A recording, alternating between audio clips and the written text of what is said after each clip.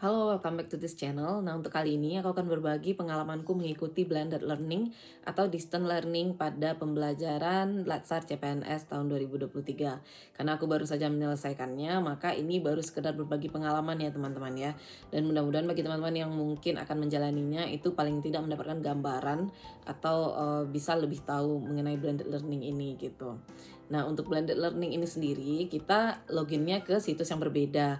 Kalau kemarin pas kita MOC kita masuk ke Suajar ASN, kalau sekarang itu ada Kolabjar namanya, Kolabjar ASN. Nanti aku taruh linknya di bawah sini ya. Nah, teman-teman tinggal login di sana. Yang dimasukkan itu adalah NIP dan NIP. NIP dan NIP, NIP dan NIP ya. Kemudian setelah login di sana itu akan ada menu dashboard, kemudian ada menu home gitu. Teman-teman silakan isi data dulu, ganti fotonya dulu. Di sana kan tersedia ya tempat untuk mengisi profil dan datanya. Nah, kalau udah selesai dan kalau sudah ada diberikan jadwal untuk teman-teman, maka silakan dilakukan pengisian absen 2 kali, yaitu pada pagi dan pada sore hari. Pagi hari itu sekitar jam 7 sampai jam 9. Kalau sore hari itu antara jam 15 sampai jam 16 gitu. Jadi sistem akan langsung merekam sesuai dengan jam kita melakukan pengabsenan tersebut. Kalau misalnya lewat atau telat, berarti sistem juga merekam telat teman-teman. Nah, jadi pastikan teman-teman mengisi absensinya. Nah, banyak mungkin yang bertanya-tanya, absensi itu diisi nggak pada hari Minggu gitu ya. Kalau misalnya tidak ada di jadwal, misalnya Sabtu Minggu ya, kalau di aku Sabtu Minggu itu nggak ada jadwal untuk pembelajaran asinkronus atau pembelajaran tanpa tatap muka di Zoom, berarti tidak ada hari itu pengambilan absen. Jadi Sabtu Minggu aku nggak ambil absen. Jumat aku ambil absen dari Senin gitu. Kecuali ada hari-hari libur juga. Nah, itu kan kita di jadwal nggak ada tuh pembelajaran asinkronusnya, berarti juga nggak ngisi absen. Jadi absen itu disesuaikan dengan jadwal supaya teman-teman nggak bingung lagi. Biasanya dari BKPSDM itu udah dikasih satu jadwal untuk blended learning ini, tanggal-tanggalnya juga gitu, kapan iya kapan enggak. Jadi kita ngikutin itu aja sih, gampang sebenarnya. Yang susah itu adalah mengingat waktu untuk mengambil absennya.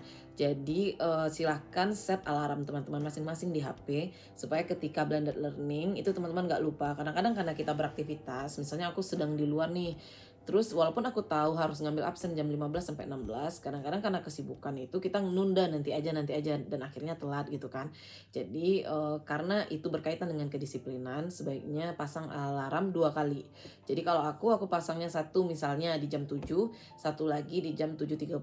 Nah, sore juga gitu jam 15 dan 15.30. Jadi kalau lupa satu kali, ada pengingatnya yang membuat kita nggak jadi telat gitu. Nah, selain absen, yang harus diingat, kita itu ada pertemuan virtual melalui Zoom dengan para mentor kita, dengan para coach kita.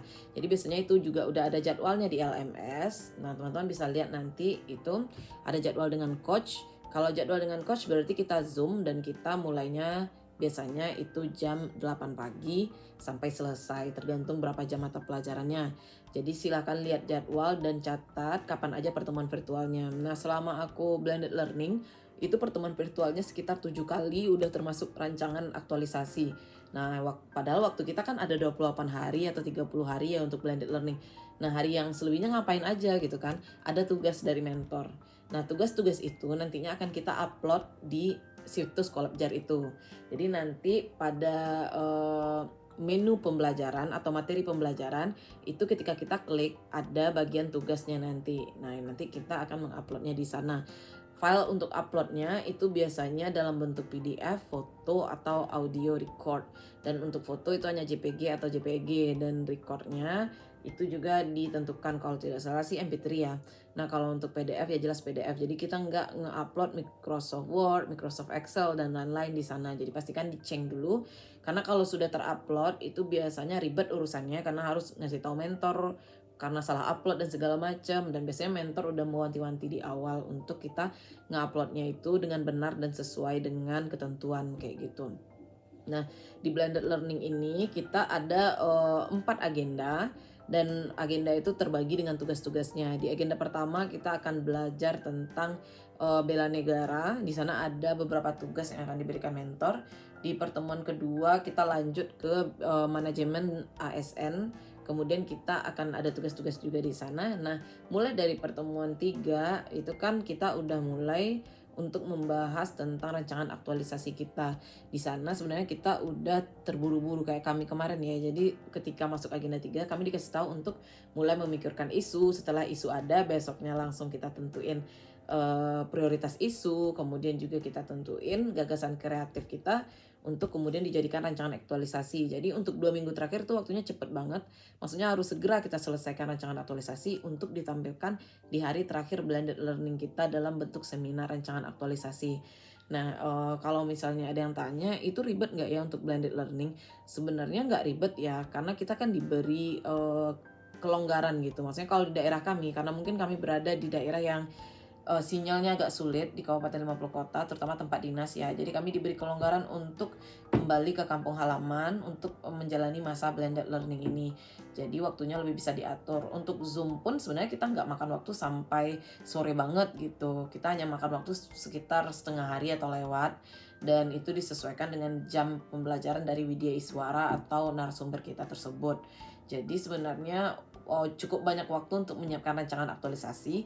Dan kalau teman-teman belum menyelesaikannya atau belum memikirkannya dari sekarang, saran aku di awal ini teman-teman sebaiknya lihat-lihat dulu deh permasalahan atau data-data yang belum mencapai target di tempat kerja teman-teman masing-masing.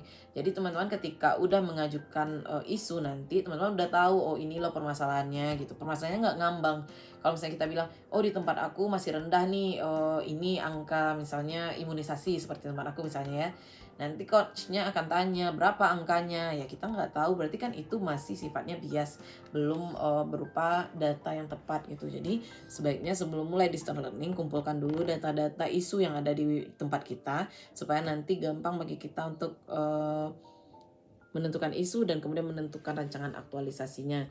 Oh iya, dari tahun 2002 kemarin, Latsar 2002, itu kita udah berbeda ya, kita nggak pakai nilai-nilai aneka lagi, kita pakainya nilai berakhlak. Nah, kebanyakan teman-teman karena melihat contoh rancangan aktualisasi sebelumnya, itu masih menggunakan nilai-nilai aneka. Jadi teman-teman perhatikan itu nanti dalam penyusunannya. Untuk rancangan aktualisasi aku akan share di bagian yang berbeda, tapi kalau untuk blended learning di sini dulu. Nah, kesan pesannya mungkin untuk blended learning ini, kesan pesan ya. Untuk kesan pesannya sebenarnya blended learning ini cukup santai dan kemudian juga jadwalnya tertata. Asalkan sinyal internet kita kuat, kemudian device kita nggak bermasalah, laptopnya ya atau tabnya. Nah itu sebenarnya nggak ada permasalahan berarti sih, kita tinggal mengikuti aja. Dan mungkin ada yang bertanya kalau telat gimana Kak ngambil absen gitu ya. Mungkin itu pertanyaan atau masalah yang paling sering dihadapi. Ada sih teman aku beberapa yang telat ngambil absen, tapi karena kami memang belum menerima hasil apakah kami lulus atau enggak. Jadi aku nggak tahu juga efek keberlanjutannya seperti apa. Tapi setelah aku lihat-lihat rekomendasi atau cerita dari yang sebelumnya, itu sebenarnya hanya berkaitan dengan kedisiplinan, bukan berkaitan dengan kelulusan langsung. Karena kalau kelulusan itu udah ada poin-poinnya gitu kan. Jadi nggak usah cemas. Kalau aku sih, kalau saran aku ya, kalau misalnya ada keterlambatan, segera aja hubungi panitianya untuk memberitahu kalau kita mengalami keterlambatan gitu. Siapa tahu panitianya merekap catatan kan dan sebagainya macamnya. Paling tidak mereka punya gambaran kalau kita pernah terkendala gitu dalam pengisian absen. Karena nanti kan kalau terjadi sesuatu dan kita nggak punya bukti fisik atau nggak punya pelaporan, nah itu lumayan beresiko juga gitu. Nah sekian dulu mungkin dari aku blended learning. Kalau misalnya ada pertanyaan teman-teman tentang distance learning ini, silahkan drop komen di bagian komentar ya. Dan jangan lupa untuk subscribe. Terima kasih.